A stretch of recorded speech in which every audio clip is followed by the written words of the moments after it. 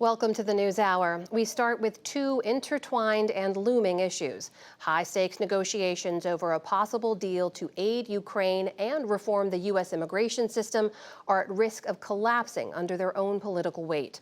Congressional correspondent Lisa Desjardins spent the day speaking with lawmakers on Capitol Hill. She's here now to explain. Lisa, good to see you. Good to see you. So bring us up to speed. Where do things stand on Capitol Hill? After these weeks of very urgent and serious talks between lawmakers on Capitol Hill and maybe some less serious sound bites from others not involved in negotiations, we are now on the edge of a complete failure by our lawmakers to either address the border security right now or to figure out what they want to do to help or not help our allies in Ukraine. As you know, we were reporting those two issues have been linked since President Biden linked them in one bill, and Republicans asked for policy changes at the border before they would support Ukraine funding. So let's look at where we are in this moment about that idea of linking these two bills. Right now, negotiators that have been working on trying to get that deal together actually have agreed on policy, I'm told by familiar sources, but they haven't yet figured out the dollars, how much money goes where. That's obviously a big problem, but the policy chunk is a huge breakthrough. However, conservatives have increasingly become skeptical on that policy. At the same time, leader Mitch McConnell has made it clear today that he ideally would like a combined deal. However, he has a different problem.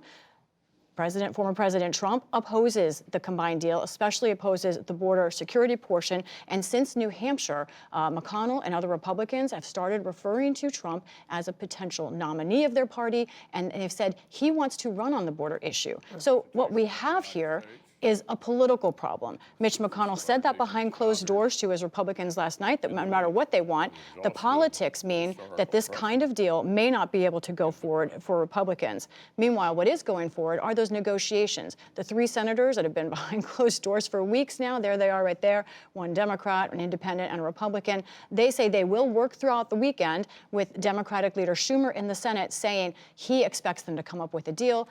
Senator Sinema of Arizona said she does expect text on the border policy next week. We'll see.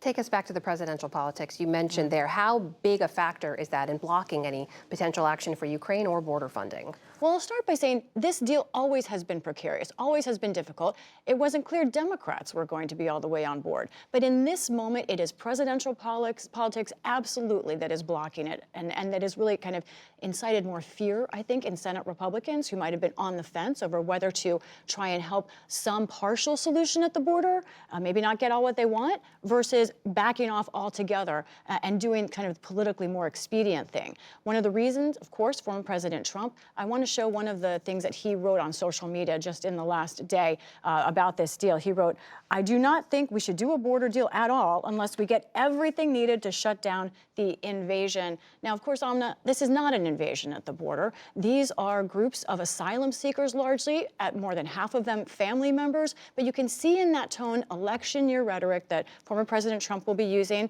Now, to respond to this, to make it even more clear, the last person before Trump to be the Republican nominee, Mitt Romney, had something to say today. The fact that he would communicate to Republican senators and congresspeople that he doesn't want us to solve the border problem because he wants to blame Biden for it is really appalling. As we speak, I'm told by my sources in the Trump campaign that he is now responding to Romney directly. It's kind of a blast at Romney, as you would expect. All of this also another problem. No one was clear that the House was ever going to pass this deal, but senators wanted to do something. They still may try. What about this critical aid funding? We keep calling it critical aid funding. We know they've been seeking it since last fall. When does the inaction to pass funding here start to create more problems there? I want to credit Nick Schifrin for a lot of this reporting as well. Right now, the U.S. is paying not only for some help critical weaponry, but also the Ukraine government to keep financially viable. $4 billion is needed for them routinely to keep the payroll going. The U.S. is paying for teachers, those kinds of things. And by the way, if there's not air defense for Ukraine, that will be a game changer soon. They will probably not be able to make it as they are coming up quickly. That's our congressional correspondent, Lisa Desjardins, covering these critical negotiations. Lisa, thank you. You're welcome.